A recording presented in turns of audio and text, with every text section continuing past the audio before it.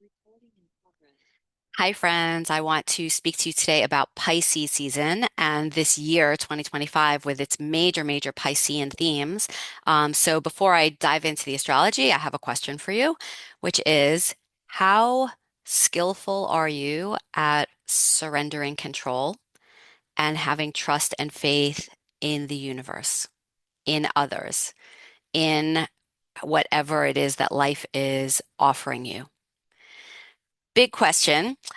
So this is a very Piscean theme. Pisces is about a sense of surrender, faith, trust in some bigger, bigger transcendent reality, some higher truth that maybe we can't see or have access to in the moment. It's really about a letting go of our own ego, desire to control and manage everything in our lives, in the world, how things should be, ought to be, how we want them to be, and really allowing ourselves to just receive and be in the flow of what actually is. It's a very hard thing for us humans to do. We certainly have our preferences and we want to control our outer experience, our inner experience to be in alignment with what we prefer it to be. But there's a deeper wisdom around detaching from our own need to control.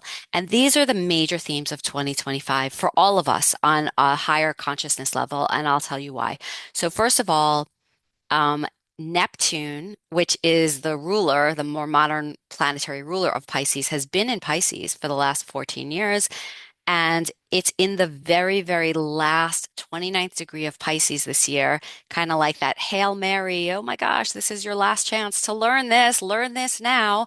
Um, it will dip into Aries this year in 2025. It'll stay there for several months, and then it's going to retrograde and hit one final last um, clearing out of Pisces before it moves into Aries again in 2026. We have the same theme happening with Saturn. Saturn has been in the last degrees of Pisces and it's going to move into Aries in May and it'll stay there through the end of August. September, Saturn moves back into Pisces again. We get a final revisiting, restructuring ourselves around the Pisces lessons we're supposed to learn. And in 2026, it moves into Aries. So we have two major planetary energies playing in this last final, like, what else is there for us to complete in terms of our own experience, wisdom around Pisces energy? To add to that, we have the North Node just moved into Pisces on January, I want to say either 29th or 30th, January 29th of 2025. So the North and South Node have about an 18-month kind of cycle through two signs. The North Node is pointing us in the direction of what new, challenging, uncomfortable experiences and knowledge do we need to grow from? So it pushes us to learn something new, even if it's uncomfortable, to take on some new wisdom, some new growth, and challenge ourselves. The South Node, by contrast, is really what we're trying to release or let go of. We're already good at it. We've already done it, played that story out over and over and over.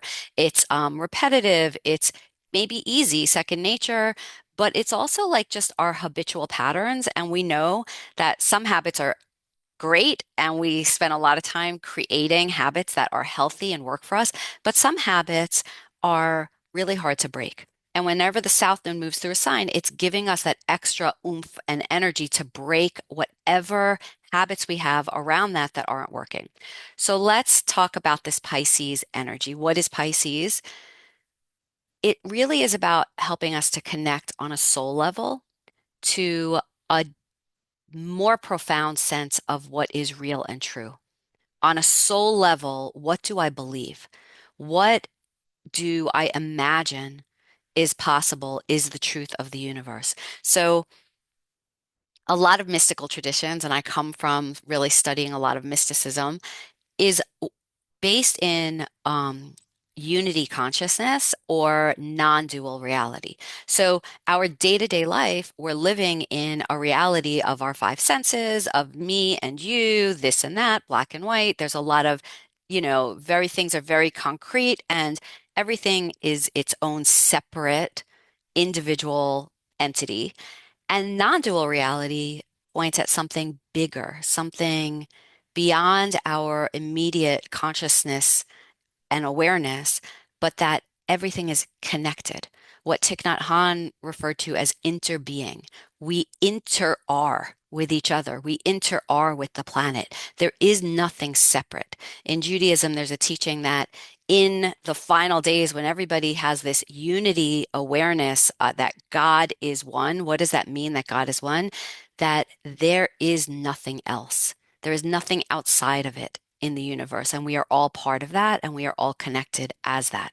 So that's a very Piscean kind of theme. Okay, on a more practical level, in your daily life, I think that this North Node in Pisces is challenging you to take on new spiritual practices, come and revisit older spiritual practices, maybe your religion of origin, maybe some philosophies that you studied when you were younger that you felt like, oh, this feels real to me, this feels true to me. Revisit those and create the time and space. Neptune is very giving things spaciousness, to sit with your imagination, to receive downloads, to just immerse yourself in a spiritual consciousness. Saturn is about structure and commitment. If I'm committed to a spiritual practice, a meditation practice, a yoga practice, a prayer practice, if I'm committed to tapping in on a deeper level to my intuitive, emotional awareness, how and where do I structure and set aside time and place to do that? So that's very Saturn, Neptune in this Pisces in these last degrees. The South Node in Virgo is asking us to release and let go of where we do too much micromanagement, where we have sort of too much perfectionism and we obsess over the details. It's never good enough. It's never perfect. It's never right, where we get critical with ourselves and each other. And we want it just right. We want to control every bit of it. And the South Node in Virgo is asking you, can you be a little gentler? Can you maybe have it just be good enough? Good enough versus like it has to be tweaked, tweaked, tweaked ad nauseum, right? And so, how do we let go of this control of wanting everything to be exactly how we want and need it to be? Wherever the North and South Node are in your chart, so wherever you have Pisces in your chart and wherever you have Virgo in your chart, that is where the eclipses will be happening this year because the eclipses follow the paths of the North and South Node. So I want to give you some dates to look at specifically. March 15th coming up in several weeks, March 15th, there's going to be a total lunar eclipse at 23 degrees of Virgo. And then March 29th of this year, there's a partial solar eclipse. Actually, that one's going back in Aries, 9 degrees of Aries. Later in the year, and I'll speak to it again, but you can mark these dates now. September 7th of 2025, there will be another total lunar eclipse at 15 degrees of Pisces. And then on September 21st, there'll be a partial solar eclipse at 29 degrees of Virgo. So I want you to look in your chart and see, where do I have Pisces and where do I have Virgo? Because wherever you have that in your chart, that's the place, those are the places, the two places in your life, that axis where you have some lessons and growth to do and some reset to do this year around where can I relinquish some of my control and where do I need to bring some more faith and trust. Okay, so for instance, if it's in your first and seventh house, that's the axis of yourself versus your intimate, closest relationships. Second and eighth house is your own personal resources, finances, and how you partner and collaborate with others to get what you need from their resources. If it's third house, ninth house, it's about your learning and gathering knowledge and information versus your deep wisdom, and you're going, deeper into truth, philosophy, expanding yourself in your worldly awareness. Fourth and 10th house axis is home. What are my patterns in my home life, in my family, versus your career out in the world and the name you make for yourself through what you provide in the world. Fifth and 11th house are children and teenagers, but it's also about your own creativity, what projects you're doing. And then the 11th house is about your social groups and networks. Who are you spending time with and influencing and being influenced by? And then if it's sixth and 12th house, sixth house is very much about your day-to-day life, work, health, what's on your schedule, what are your routines. 12th house is how you escape from the day-to-day and go into a more transcendent state of consciousness and separate yourself and allow yourself to be in a more imaginative, dreamlike state. Okay, so you can look at that. If you need help figuring that out, you can come ask me, and I'm happy to tell you where those things are happening. Because wherever those are happening and whatever planets and things you have there that they may be conjoining during these eclipses will bring some new awareness, some new revelation, and a new reset. Okay. What else do I want to say about this? I want to offer some teachings on faith and surrender. So the first one is the Serenity Prayer, um, which really invites someone to look at what can I control and give me the strength to control what I can, but also the ability to let go of what I can't and the wisdom to know the difference. And so the question is, how do I know what I can control? And there are a lot of teachings by the Stoic philosophers which say that the only real thing that is within our control is our response in any situation.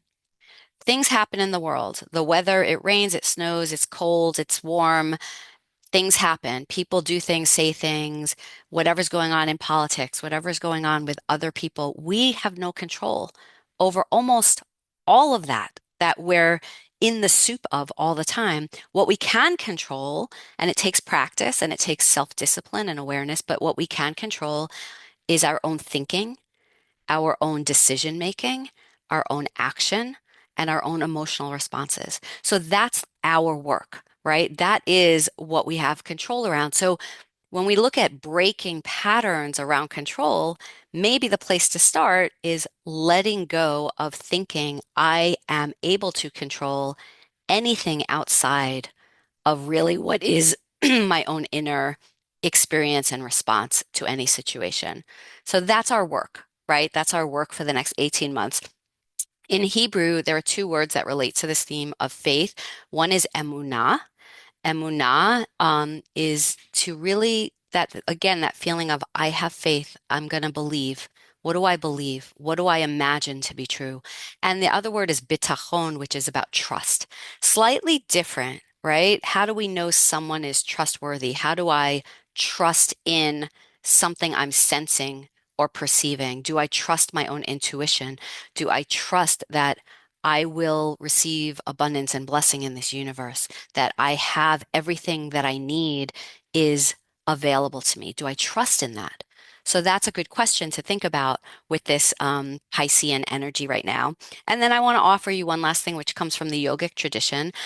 There is a sutra in Patanjali's Yoga Sutras. It's Sutra 112, and it's Abhyasa Vairagya. And it talks about that the way we eliminate suffering in our life, the way we transcend all of the chatter and the noise that, frustrates us, angers us, takes us out of our center, out of our soul, is through abhyasa and vairagya. And abhyasa is effort, discipline, work.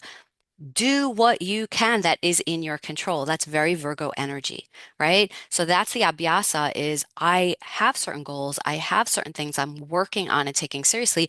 I will put in the effort and I will persevere and do what I can that I'm able to. But the other piece is the vairagya piece, which is about detaching from the results and surrendering the outcome. I can work, I can put in my effort, and I surrender the outcome. And whatever happens, happens. Once I've done my best, that's all I can do. And it doesn't necessarily mean that everything's going to turn out exactly how I want. So there's a sense of doing what I can, but also having faith and letting go of what I can't. So I hope this is helpful for you guys. I hope this gives you something to think about and work on in the coming months and throughout the year. Please reach out to me, of course, if you want any help looking at this in your chart or coaching around this for yourself in terms of your own process of growth this year. Okay, thanks so much. Bye.